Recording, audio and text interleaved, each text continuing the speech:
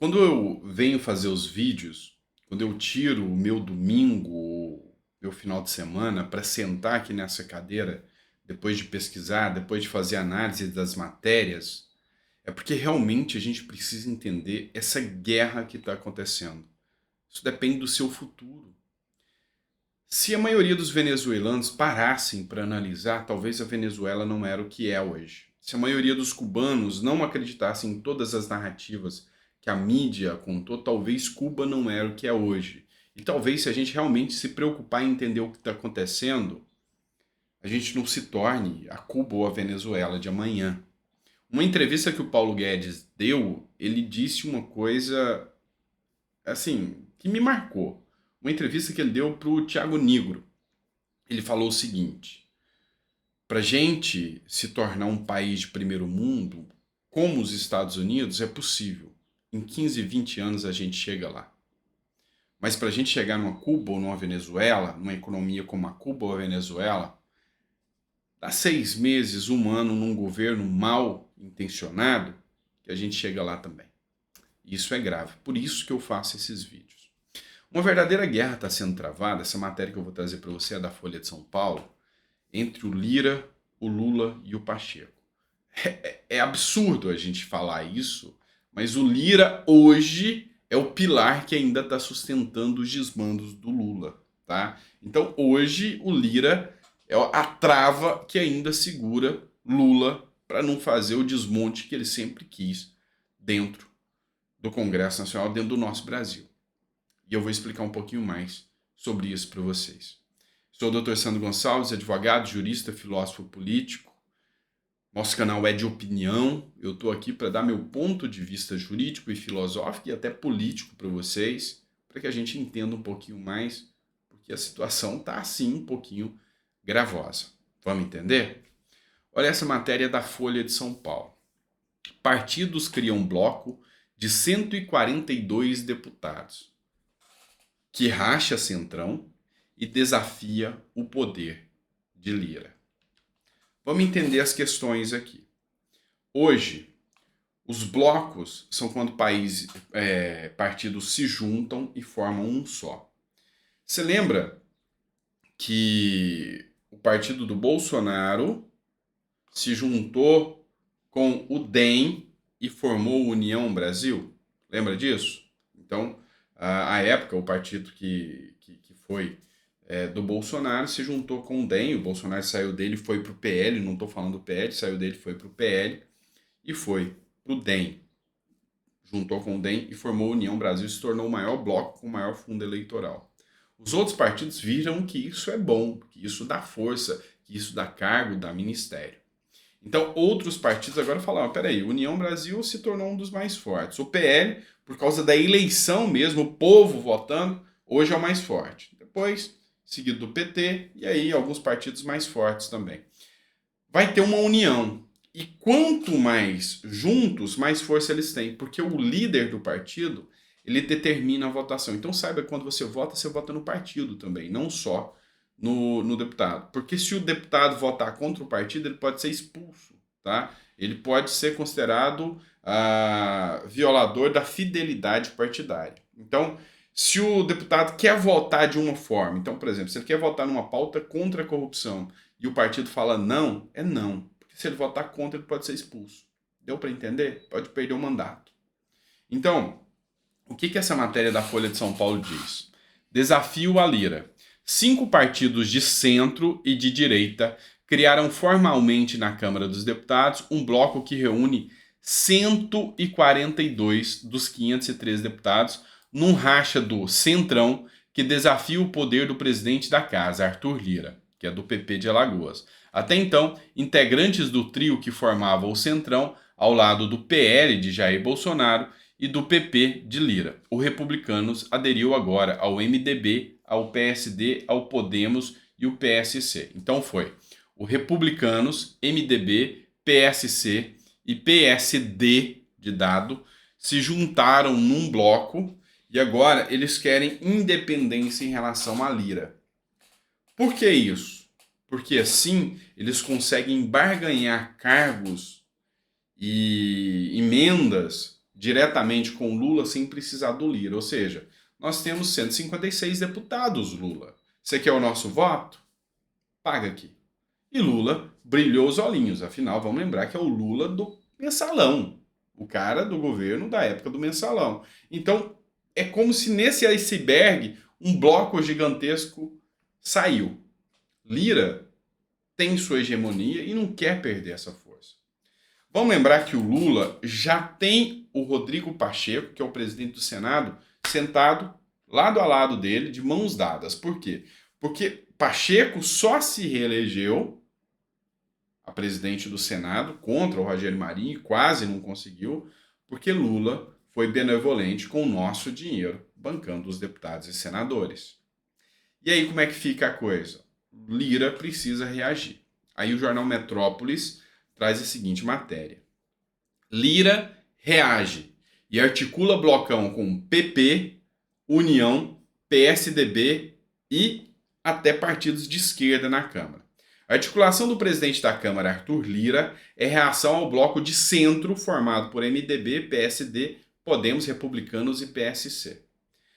Esses grupos, Republicanos, Podemos, MDB, foram partidos que deram apoio ao Bolsonaro.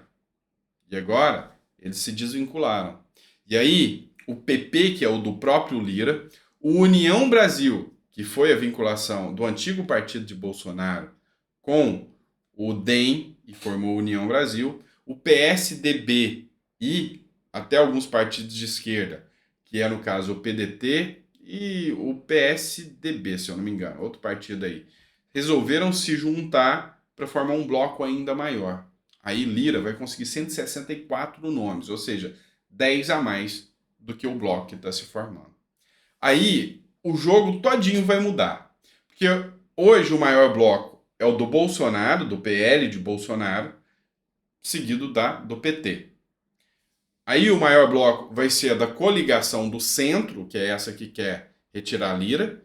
E se Lira conseguir isso aqui, ele volta a ter o poder total, sendo o bloco mais forte. Ou seja, aí ficaria o bloco de Lira, o bloco de centro, que é esse que o Lula está torcendo para que aconteça, depois o de Bolsonaro, depois o de PT. Isso aí vai mudar a cara da política interna dentro da Câmara dos Deputados totalmente, tá? E assim, o que está segurando ainda os desmandos do governo Lula, os desacertos do governo Lula, é a Câmara dos Deputados, é o Lira travando o Lula. Você sabe disso. Pautas, e já começou a guerra agora pelas medidas provisórias, pautas importantes que o Lula queria aprovar já, porque se deixasse, o Lula já tinha passado o rodo. Lula está tendo que recorrer ao STF porque não consegue passar pautas ali, porque Lira está travando. E é o que está segurando o Lula ainda. Tá? Então o Lula está investindo pesado para desestruturar o Lira. Tá certo? Vamos partir para outra pauta agora? Bora lá. Matéria publicada aqui foi pelo Rubinho Nunes, que é vereador em São Paulo. Ele faz uma crítica ao Gregório do Vivier. Você deve lembrar do Gregório do Vivier? Deixa eu ver se eu consigo colocar a carinha dele aqui maior. Esse é o Gregório do Vivier, tá? O que acontece? O Gregório do Vivier é um de esquerda, assim, meio aloprado, vamos dizer assim, né? Ele fala e verbaliza aquilo que ele pensa. Então, assim, ele apoiou o Lula, mas agora ele já desceu a lapa no Lula e está criticando. Então, mesmo sendo de esquerda. E o que foi interessante? A crítica dele agora. O que foi a crítica dele? Que agora ele fala que Lula vai botar um homem branco, engomadinho, lobista e milionário. Que é quem? O Zanin. O Lula já decidiu. E segundo o Gregório do Vivier, ele tinha que ter colocado um negro dentro do STF. A crítica dele é essa. Só que ele não teve coragem de criticar de que Lula está colocando o advogado pessoal dele dentro do STF. Entendeu? Olha o nível da crítica. Aí, a grande questão agora é, a ala da esquerda começou a descer a lenha no Gregório do Vivier, o gado lulista, né? Porque eles chamavam o bolsonarista de gado. O gado lulista começou a descer a lenha no Gregório do Vivier porque Joaquim Barbosa fez críticas ao PT. Ah, não, mas a gestão de Joaquim Barbosa não foi boa.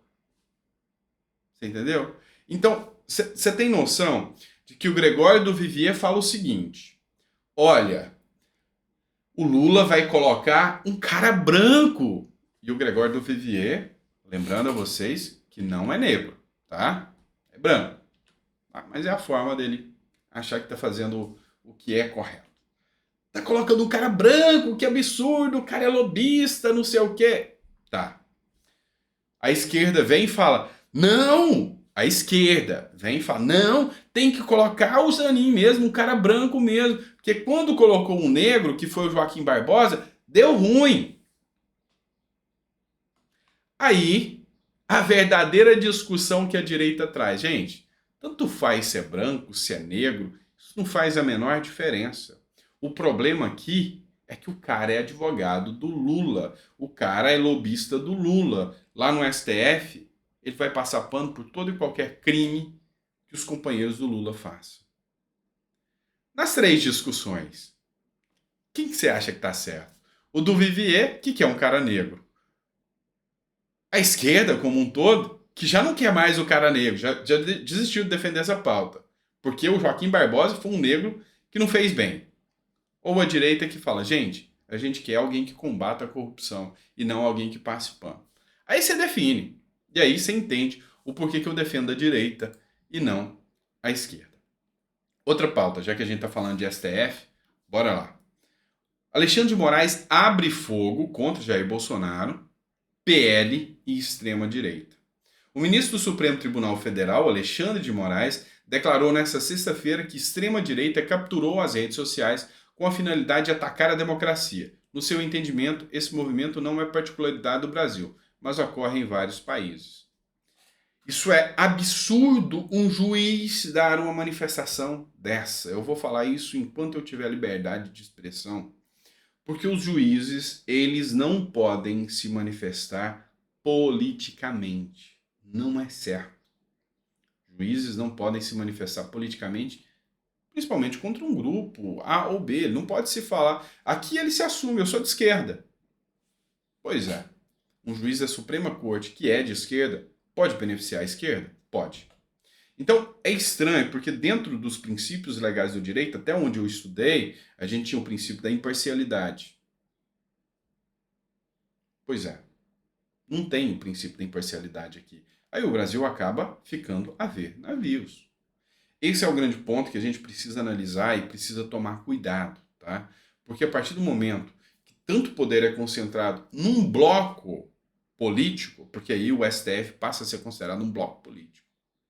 Aí, meu amigo, você tem uma coisa que nós não teremos mais, chama-se democracia. Na verdade, a gente já nem tem, tá? Nem acredito mais nessa história de democracia. Eu já não acredito muito que a gente realmente tem uma democracia plena, não. A gente precisa sim resgatar essa democracia plena, um governo igualitário para todos, um governo justo para todos, onde o devido processo legal seja aplicado, onde as leis constitucionais, onde a nossa Constituição seja obedecida e, enfim, seja no mínimo, levada em consideração a nossa Constituição, né? Porque ultimamente, isso aí, acho que a Constituição nem para peso de porta ela está servindo mais. Infelizmente, esse é o nosso Brasil, tá bom?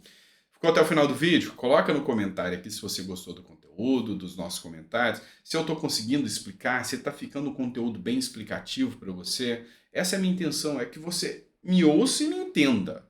Eu não quero chegar aqui e falar sobre um calabouço fiscal com palavras, dados e técnicas.